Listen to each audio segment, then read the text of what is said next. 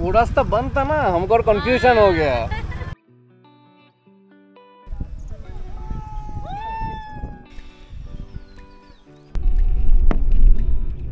এখন বাজে 6:53। কুয়াশা ভরা আকাশ, কিন্তু এখন গরমকাল। আর আমরা এখন যাচ্ছি টুয়ার্ড শিলিগুড়ি। আমাদের প্ল্যান খুব সিম্পল। শিলিগুড়ি থেকে স্কুটি নিয়ে আমরা বেরিয়ে পড়ব কালিম্পংয়ের উদ্দেশ্যে। শিলিগুড়ি থেকে কালিম্পং 67 কিলোমিটার ডিস্টেন্স, আর পৌঁছাতে অ্যারাউন্ড 3.5 ঘন্টা লাগে। আমরা অ্যাকচুয়ালি বাইকের ভিডিও করতে ভুলে গেছি, তো বাইকের ভিডিওটা করছি এখন।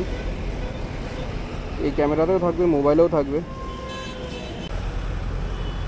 কি আছে এই জায়গাগুলো? ঠিক আছে, ফুল ট্যাঙ্ক করুন। হ্যাঁ হ্যাঁ, ফুল ট্যাঙ্ক একদম দাঁড় করিয়ে টেস্ট করবে। হ্যাঁ বাবা, তো আমাকেই বলছে।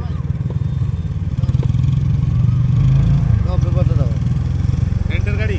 হ্যাঁ,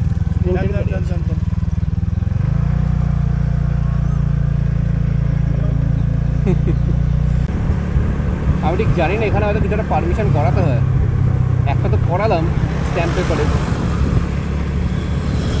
কি ওটা আমি জানি না। বাট স্ট্যাম্প পেপারে যেখান থেকে স্কুটিটা রেন্ট নিয়েছি, ওখানে একটা আমাকে বলে ওনাকে একটা পারমিশন বা এরকম করে বার করতে হবে স্ট্যাম্প পেপার। দিল আমাকে, পরে গিয়ে এবার চেক করবো এটা কি। Welcome you to NH10।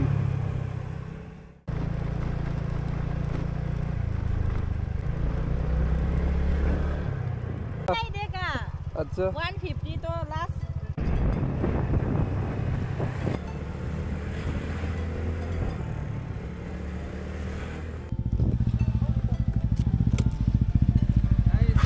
Location में नहीं दिखा रहा था क्या? लोकेशन नहीं दिखा रहा है ठीक से।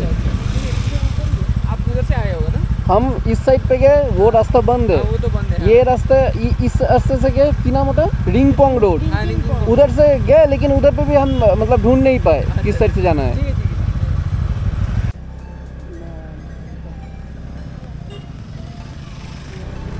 আমরা এই রাস্তা দিয়ে যাইনি বাড়ি।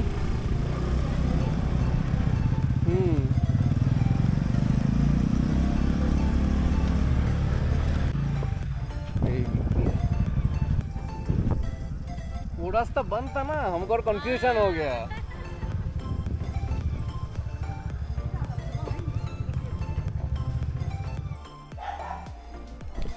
এখন বিকেল 5:30 বাজে। এটা বসন্ত ঋতু হোমস্টে। আমরা এই রুমটায় থাকছি, কোনার রুমটা।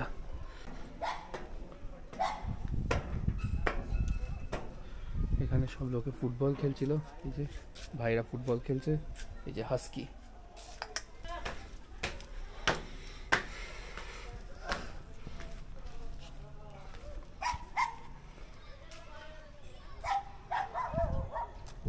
ভাই জায়গাটা দারুণ, একটা ভালো একটা ঠান্ডা আবহাওয়া আছে। প্রথমে যখন সকালবেলা এসেছি মনে হচ্ছিল এখানে হয়তো গরম পড়বে, মানে রাত্রিবেলাও হয়তো খুব একটা ঠান্ডা হবে না, বাট একদমই না, বেশ ভালো হাওয়া দিচ্ছে, ঠান্ডা ঠান্ডা। এখন বিকেল 5:30 বাজে, আর আমরা দুজন মিলে কালিম্পং টাউন ঘুরতে যাচ্ছি। Fantastic food and drinks. হবে হবে, যাওয়ার সময় হবে, যাওয়ার সময় নিয়ে যাবো। এটাই তো অনেক দোকানপাট আছে এইখানে। এটিএম আছে এই দিকটায়।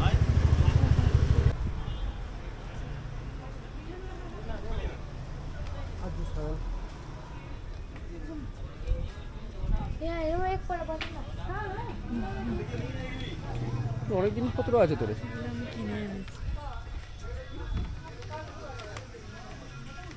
কিনে গেলে কিনতে পারিস।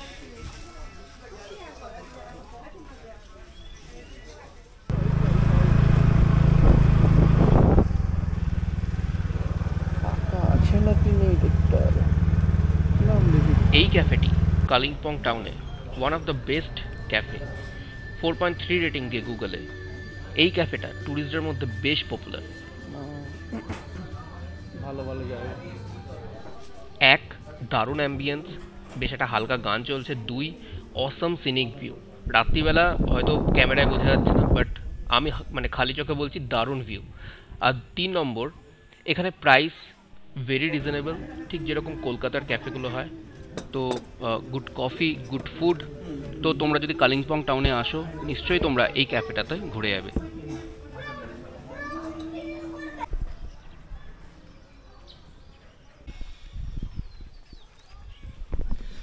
আজকে কালিম্পংয়ে আমরা দ্বিতীয় দিন আজকে আছি। তো আজকে আমরা গিয়ে দূরপিন মনাস্ট্রিটা দেখব। এখন 11টার মতো বাজে। डान दिख दिए तो हाँ वीडियो नहीं बना सकते। দূরপিন মনাস্ট্রি বন্ধ আজকে, রোববার দিন।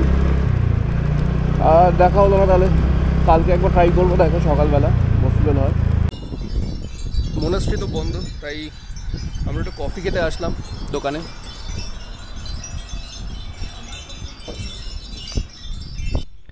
রোববার সকালে দাদামশাইরা এখানে গলফ খেলতে এখন ব্যস্ত। আমরা এখন যাচ্ছি কালিম্পংয়ের নেক্সট পপুলার ট্যুরিস্ট প্লেসে, যেটা কালিম্পংয়ের থেকে একটু উপরের দিকে, ডেলো পার্কে। খুব সুন্দর এই পার্কটি, আর মাত্র 20 টাকা এন্ট্রি ফি এখানে। এটা হলো ডেলো পার্ক। এখানে মোস্টলি লোকে পিকনিকই করতে আসে। উপরের দিকে আরও জায়গা আছে উপরের দিকে উঠে ঘোরার, একটু পরে উঠবো। আর বেশ এখানে ফুলের বাগান আছে।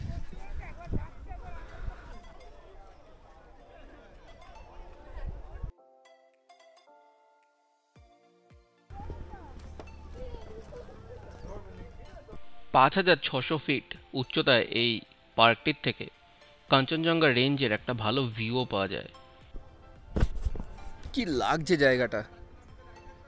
এখান থেকে তিস্তা নদী দেখা যাচ্ছে নিচের একদম সামনে, একটা দারুণ ভিউ পাহাড়ের। বাঁদিকে আছে গ্রাম।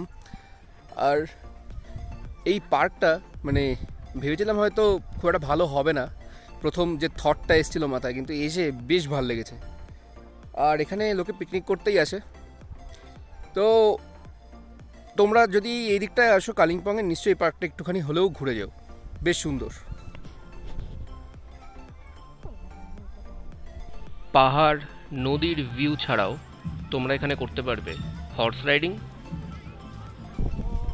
আর প্যারাগ্লাইডিং।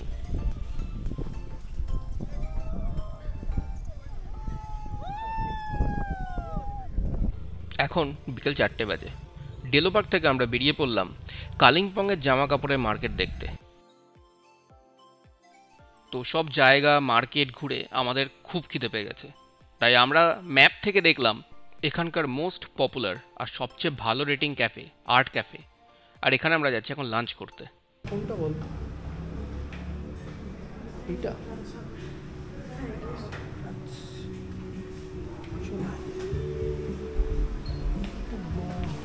এখানে একটা সুন্দর অ্যাম্বিয়েন্স আছে, আর এইটাই হলো কালিম্পংয়ের একটা ক্যাফে যেখানে আমি অনেক ফরেনার দেখলাম। এটা আমি নিয়েছি ফ্রেঞ্চ ফ্রাই আর চিকেন টিঙ্গু।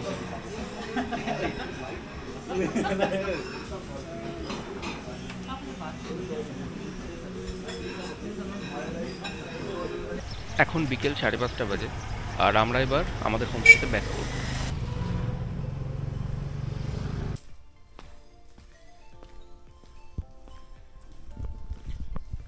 নিচে অ্যাকচুয়ালি ডাইনিং রুম, তো আমরা নিচে খাবার খেতে এসেছি, ডিনার করব এখন। এখানে মানে আমরা যা বলেছি ডিনার করে রাখতে, ওরা করে রেখেছে। এখানে একটা কুক আছে, তো সেসব রান্নাবান্না করে রেখেছে। আমরা জাস্ট এখানে এসে এখন ডিনার করব। আর এগুলো যা যা পড়ে থাকবে খাবার দাবার, সেগুলো সব ফ্রিজে রেখে দেওয়া হবে। ফ্রিজ